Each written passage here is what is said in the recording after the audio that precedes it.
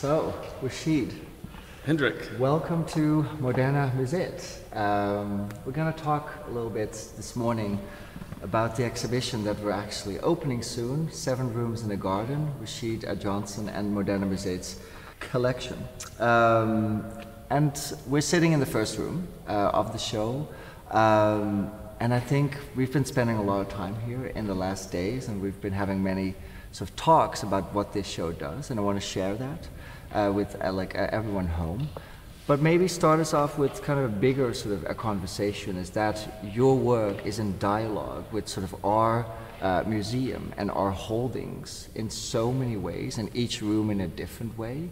And I've noticed in our sort of conversations that you have a very deep relationships to museums and sort of museums, with their sort of histories and their, let's say, collection.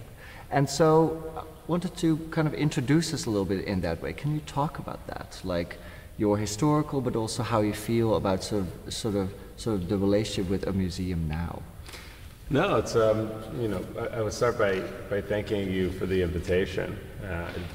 It's really quite an honor to be able to work here at this museum with its incredible collection and its history, and to be able to have the opportunity to work with you is quite special. And we're building a really interesting conversation, and something that for me has been so far, and I hope to continue, quite rewarding. Museums to me are fascinating spaces. I think that oftentimes artists have complicated relationships with them, and that we often aspire to have our work kind of recognized in these spaces, but really we are often quite kind of critical of the decisions that they've made, not only in the present but historically. And so the way that they frame a canon is oftentimes a point of contention for a lot of artists, and I'm not separate of that conversation. But where I do find a little bit of difference, or maybe even commonality with a lot of other artists, is that the museum is the place where I learned to love. So this is maybe more of a poetic interpretation of what and how these spaces can function. But I fell in love with art at a young age at the Art Institute Chicago, and so outside of loving my family and my parents, the first thing that I loved outside of them was art, and the spaces that house the art was where I learned to love. And so I continue to have that really kind of beautiful and romantic view of what and how institutions can function. So when I get an opportunity to engage and participate with a collection, it's really quite rewarding for me. My mother's a historian, I am not, but by proxy,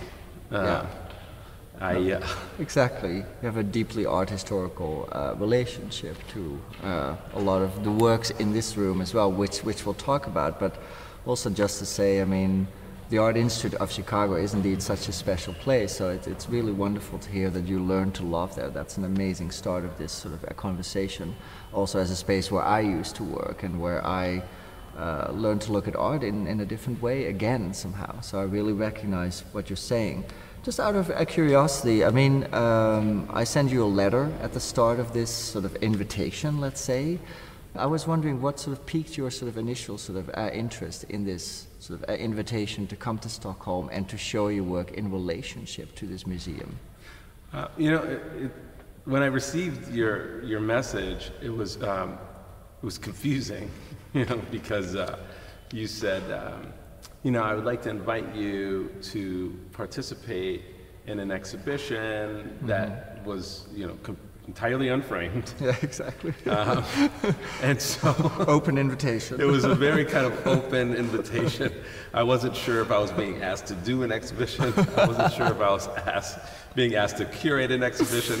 It was really quite open in a way that was intriguing in its own. And really, as it's fleshed out, it hasn't solved that initial problem of how the question was even posed to me initially. And so I was intrigued by the ambiguity to start.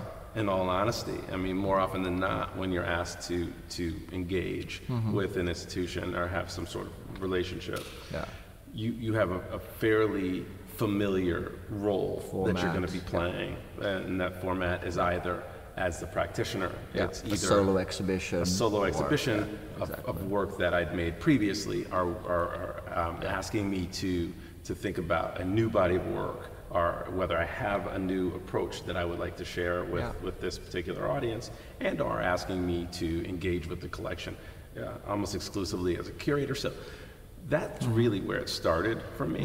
And the ambiguity that was born of the initial request, I think continues to be kind of the vein that it's still there.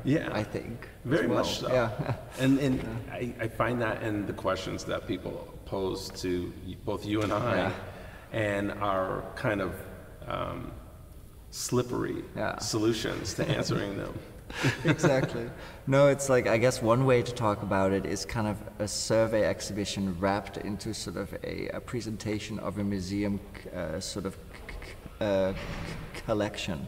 But it doesn't even satisfy me. I think it's really, I'm very thrilled that this exhibition will be open for a year, because we get to see many different sides of it over that time.